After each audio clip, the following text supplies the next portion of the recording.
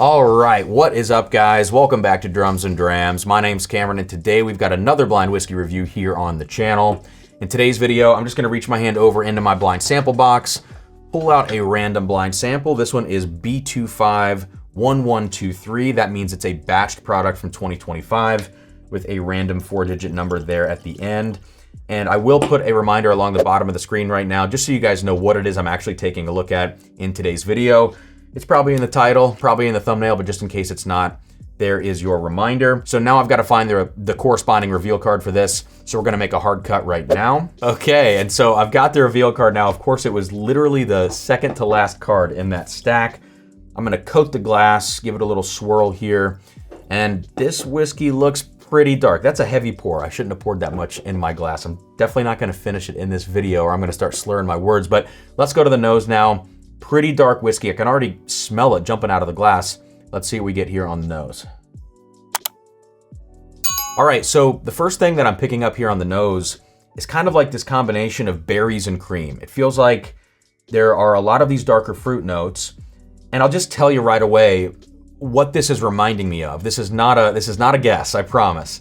It reminds me of a lot of like Green River sourced barrels, which are the old OZ Tyler barrels that you see popping up at Short Barrel, at Evernorth, and some other places as well. A lot of those barrels, which I don't exactly know if they're aged in Kelvin or ISC or what the cooperage is, but a lot of those OZ Tyler barrels have a darker color, a darker profile, but they can sometimes feel a little forced, and that's kind of the vibe I'm getting here. Now, this might have nothing to do with Green River or any of the things I'm talking about, but the point is, this has those darker berry notes, but there's also this kind of like sourness, like almost like this sour tropical element to the whiskey as well that sits on top of those dark berries.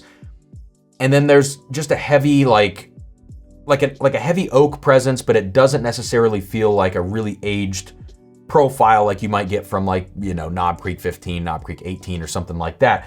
So it almost feels like a forced oak profile. So that's a lot to say on just like a quick initial nosing, but I think I'm gonna stand by that. Like lots of dark fruits, some element of a lighter tropical sour fruit, a little bit of a forced oak sort of thing on the nose, but the palate could totally change my mind. And so I will come back to the nose, but let's just go ahead and get this on the palate now. Cheers.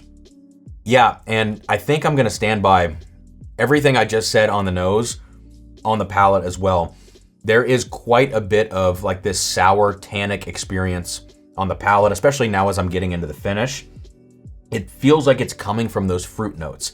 It feels like a little bit of like a puckering grapefruit type note on the palate, as well as like a blueberry note as well. And so that still does honestly remind me of some of those like 7 or 8 year, maybe even 6 year Green River barrels that we see a lot of these NDPs getting. I think this is a solid whiskey. I think it does feel a little bit forced, and I think the amount of sourness, dryness, and tannic, tannic experience, I guess, you get in the finish, those aren't my favorite qualities in a whiskey, especially one that feels a little bit younger like this. Sometimes if you have an older whiskey, you have some tannin, you have some oak, it's a little bit dry, it's like, that whiskey's kind of earned that, you know? It's been in that barrel for a lot of years.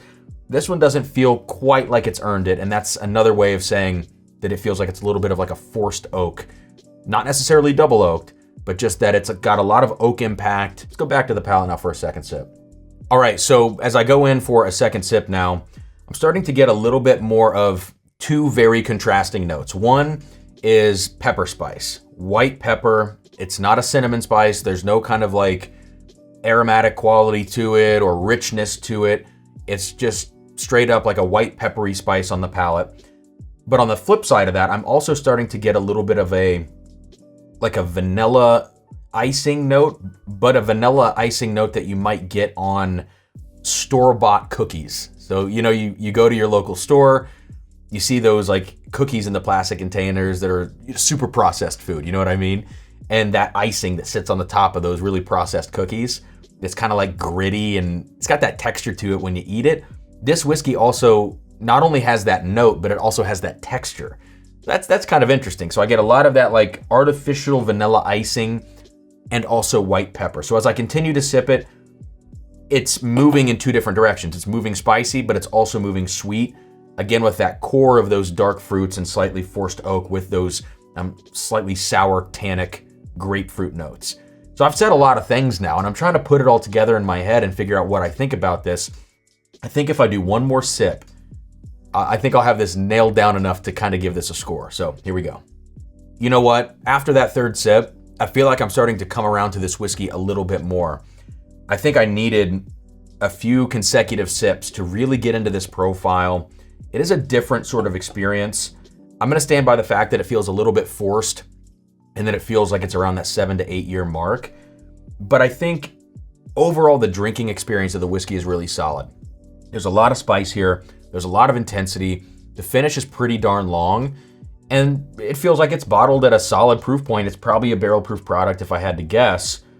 No, it's not my favorite, but I think credit where credit is due in this case.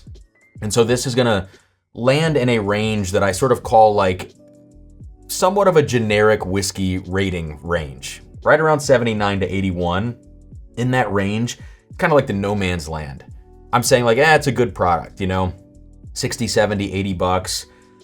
That's probably where something with that price point should be. And so to that end, I think I'm gonna rate this whiskey an 81 out of 100.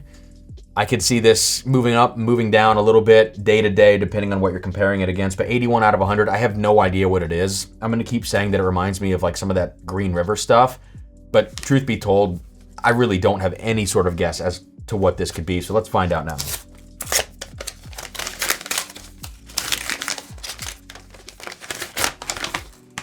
All right, what do we have here? Interesting. I can firmly tell you that I did not see this coming. All right, so this is Maker's Mark Cellar Aged.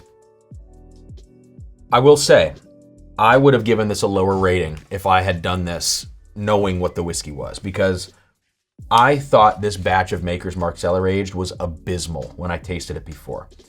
Maybe part of that is because I put it up against the 2023 version, which I thought the 23 was great. I thought last year's was terrible. It had this like musty basement, just gnarly kind of note to it. Didn't really work. But I'll say this about the 2025. Coming into this tasting, I thought the 2025 was extremely flat on the palate. That's the criticism. Like I've been gearing up for weeks. I've been freaking like strapping in, ready to make my review of this 25 Maker's Mark. And I was gonna say, oh man, it's so flat. Doesn't go anywhere. I honestly didn't notice that today. I didn't feel like it was flat. So I've got to do one more sip to kind of square everything right now before we, continue on with this debrief and wrap this up. But I thought this drank actually a little more, like with a little higher proof than I would have expected. This is 112.9. That did not come across here. So let's go back in for one last taste, I promise. All right, so I could see why I would talk about this feeling like a Green River source product, because there are a lot of these berry notes coming out of this Maker's Mark. But the interesting part about it for me is that I said it felt like it had forced oak. And it's kind of the opposite, right? Because they took these out of the rickhouse and they put these in the cellar with a much colder temperature. So maybe it's not forced oak so much as it is just like an odd kind of oak that's working in with this.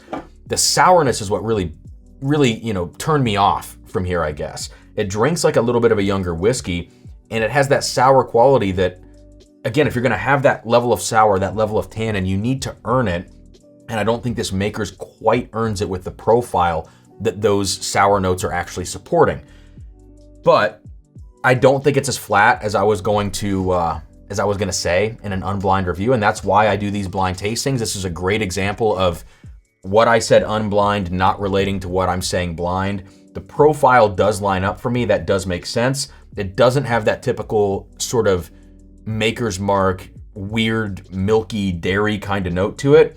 There is a little hint of that in there, but it's almost like it's a Green River product, which Green River does have a little bit of that kind of note in there as well, but it's not nearly to the level of Maker's Mark. And so I think the cellar aged stuff is probably some of the best stuff that Maker's Mark puts out, besides the Star Hill Farm, which is outstandingly good wheat whiskey. But I do think the 2023 is better. And overall, I guess just to put a bow on this, the rating that I gave this, I think it's a fine rating. I think the whiskey's overpriced for what it is.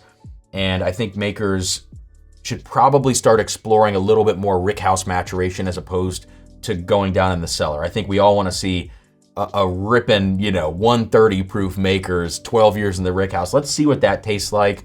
This cellar aged it's just okay. I'm lukewarm about it. It's in the price range of ratings for me, 60 to 80 bucks, and this is definitely a little bit pricier than that. So that's gonna do it, guys. Let me know what you think. A little longer debrief here, I apologize. Like, comment, subscribe, and I'll see you next time here on Drums and Drams.